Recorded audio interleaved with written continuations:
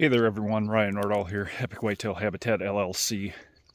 So I posted a TikTok video lately that got a lot of comments on it. And, you know, for me, 40-some thousand views, that's pretty good, especially when I'm new to that platform. I think that's incredible. But over 100 comments on it, you know, and a lot of them in support and a lot of criticism on it, which I absolutely love. I love ignorance. It was about how high a stand should be, and that's what this video is about. And I want to make one thing clear. Not all my stands are below 10 feet. Not all my stands are 20 to 25 feet in the air or higher. But I do have stands that are that high. One of the comments was, you must be a rifle hunter and must be afraid of heights. And nothing could be further from the truth. You know, being a farmer my entire life involves getting up in the air. The silos I climb, you know, 100 feet in the air, grain legs that I've climbed in the past to, you know, 100 to 150 feet in the air sometimes.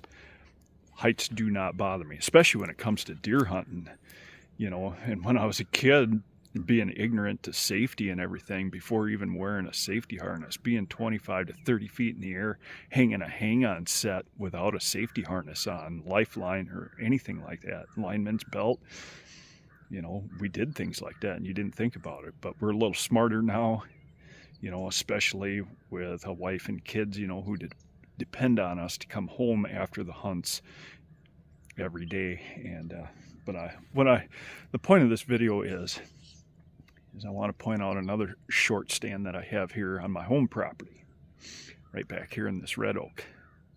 And what you got to think about too, why it works. Number one, the stand is set up for a certain wind direction.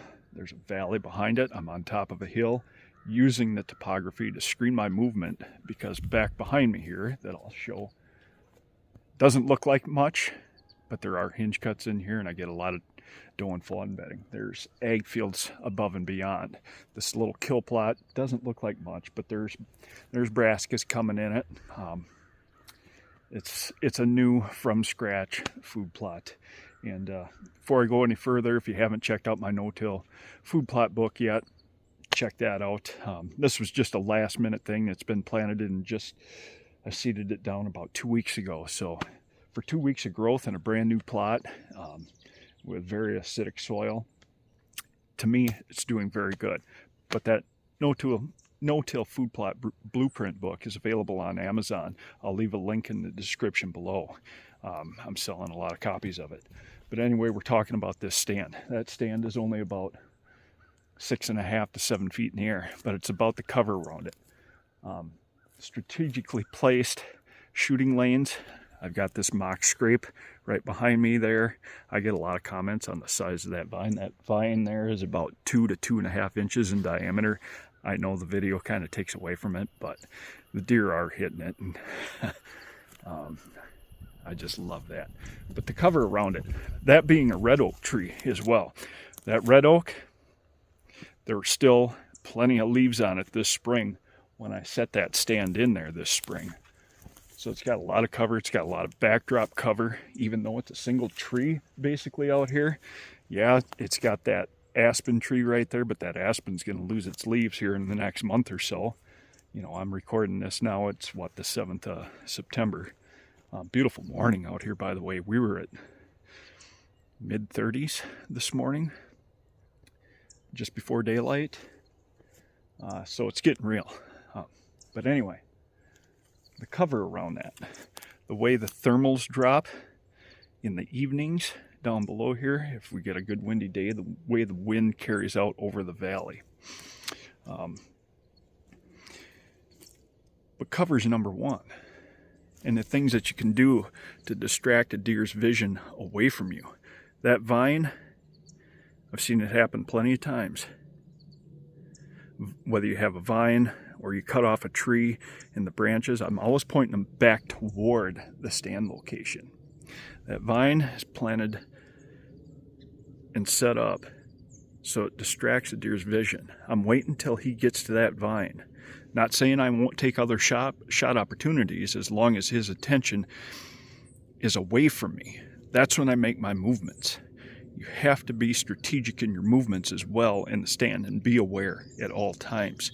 I'm not moving around. I'm not going to stick out like a sore thumb in that stand, like a turd in a punch bowl either. You got to hunt smart.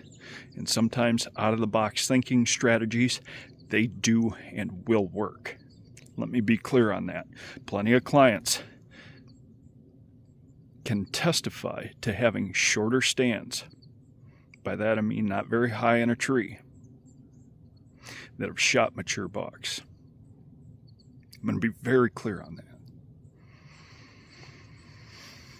It does work. You got to have strategies in place, especially when it comes to these mature bucks. I just wanted to point that out and share this with you, that they do work, and be very clear on a few points.